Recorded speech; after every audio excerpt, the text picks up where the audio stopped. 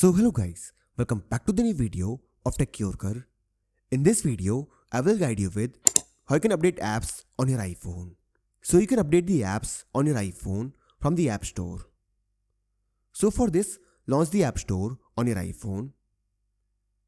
Now here tap on the profile icon.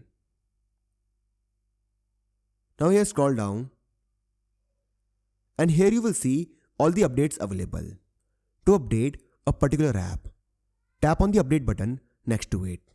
For example, I want to update Messenger, so I will tap on update next to it. And now this will update the app. To update all the apps together, tap on update all.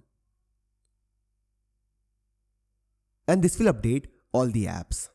So this is how you can update apps on iPhone. So I hope you find this video useful.